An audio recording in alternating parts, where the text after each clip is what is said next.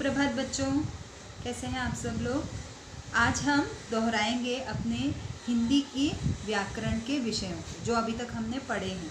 ठीक है, आप सभी को पता है कि आपकी परीक्षा बहुत पास में आ गई है ना।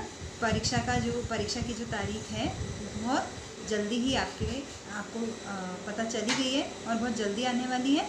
तो हमें बहुत अच्छे से पढ़ाई करनी है बच्चों, और जो भी आपने सीखा है इस समय में वो आपको उसका जो है उसको दोहराना है। तो मैं आपको आज वही विषय दोहराऊंगी जो अभी तक हमने व्याकरण के पढ़े हैं।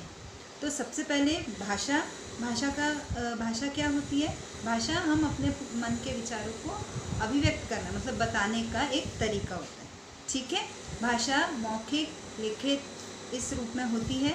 ठीक है, आप जब मुंह से किसी की बात सुन के कोई कुछ कह रहा है, जैसे मैं आपसे बात कर रही हूँ और आप सुन रहे हैं, तो ये मौखिक भाषा है। लेकिन मैंने जब आपकी कॉपी के लिए लिखने के लिए आपको दिया, जो भी वर्क देती हूँ मैं आपको, जो भी काम देती हूँ, तो वो क्या होता है, लिखित भाषा के। ठीक है, अब हम बात करते हैं संज्ञा या नाम शब्द वाले जो हैं उनके बारे में।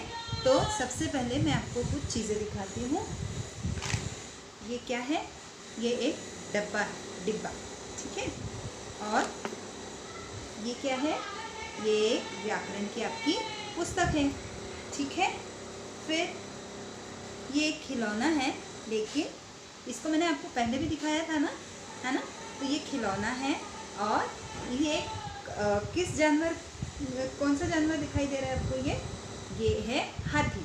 ठीक है, अब एक और वस्तु है मेरे पास, और वो ये है आपकी सबसे प्यारी वस्तु। क्या है ये, बॉल, गेंद। बॉल को हिंदी में गेंद कहा जाता है। ठीक है बच्चों, तो ये सब चीज़ें जो हैं इनके सबके नाम हैं। तो ये जो जिन चीज़ों के नाम होते हैं वो संज्ञा शब्द कहलाते हैं या नाम वाले शब्द कहलाते हैं। ठीक है, जैसे मैं हूँ, मेरा भी एक नाम है, आप लोगों का भी नाम है, आप व्यक्ति हैं। ठीक है, मैं भी एक व्यक्ति हूँ, तो हमारे नाम हैं। तो जो व्यक्ति हुए, फिर जो वस्तुएं अभी मैंने आपको दिखाई। ठीक है, फिर जानवर। ठीक है, जानवरों के भी नाम होते हैं। कोई भी ऐसा जानवर नहीं है जिसका नाम नहीं होता। ठीक है, तो ये हुई। और फिर जहाँ हम रहते हैं, हर जगह का कोई ना कोई नाम होता है। ऐसी कोई जगह सुनी है जिसका कोई नाम ही नहीं है। हर जगह का कोई ना कोई नाम होता है। जैसे हम कौन से शहर में रहते हैं, इंदौर में, तो इंदौर शहर का, जगह का नाम। ठीक है, आप जिस कॉलोनी में रहते हैं या जिस टाउनशिप में रहते हैं उसका भी कोई ना कोई नाम होगा।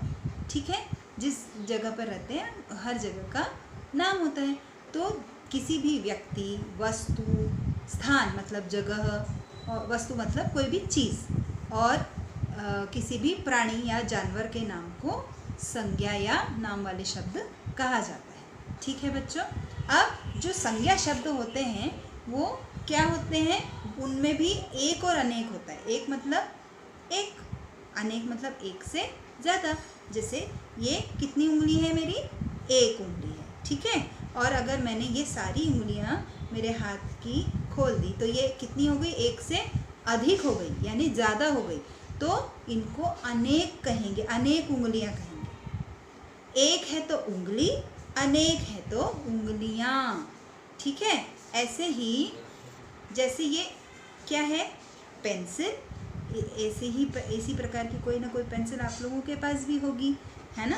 तो ये एक पेंसिल, और यदि मेरे पास और आ गई तो कितनी हो गई, 3 हो गई।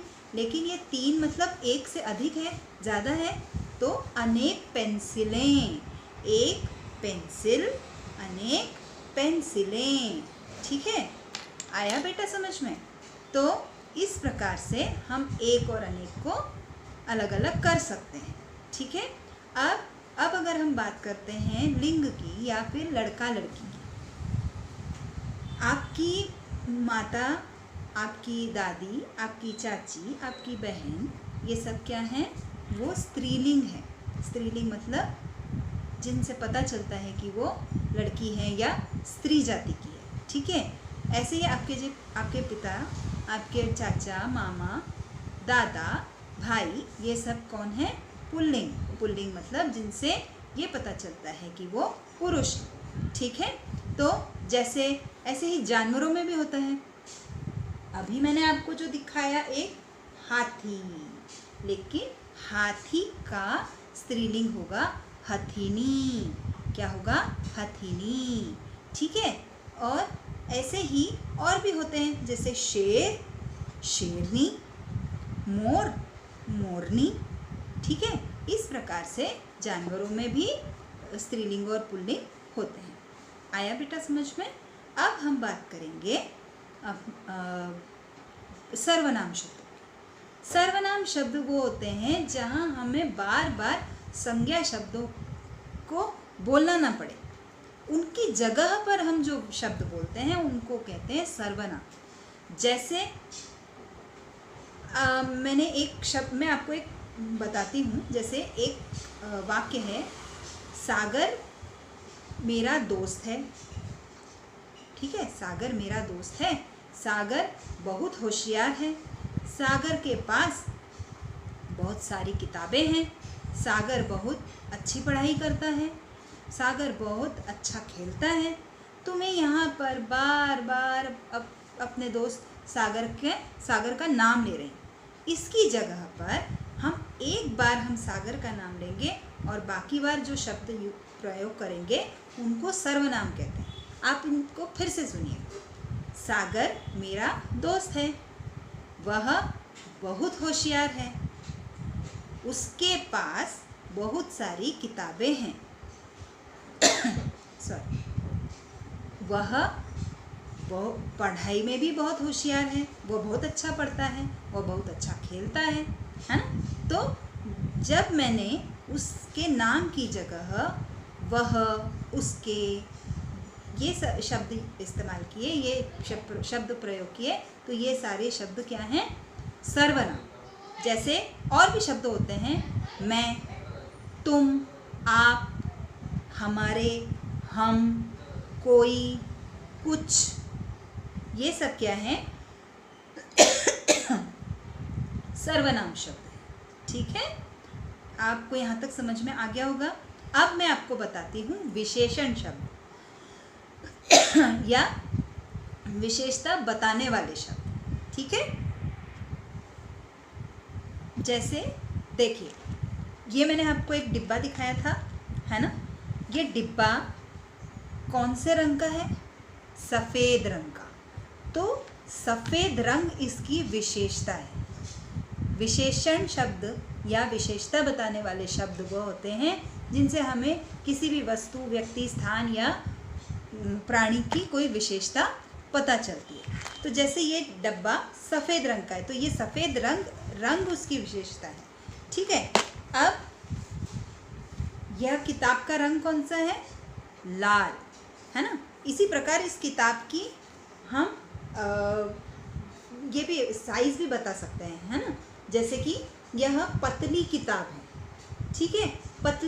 ये पतली किताब है, तो ये पतला होना उसकी विशेषता है, ठीक है। अब जैसे ये मेरे पास बड़ी गेंद है। बड़ी गेंद, ये बड़ी है, ये इसका साइज़ बता रही है, मतलब इसका आकार बता रही है, ठीक है। तो बड़ा होना ये इसकी विशेषता है, ठीक। अब मेरे पास 3 पेंसिलें हैं, तो 3 मतलब संख्या इसकी विशेषता है, ठीक है। जिसमें से एक पेंसिल का रंग कौन सा है? हरा, तो हरा इसकी विशेषता है। तो आप लोगों को समझ में आ गया होगा बेटा कि हम लोगों ने अभी तक जितने भी ये विषय पढ़े हैं वो व्याकरण के प्रमुख विषय हैं।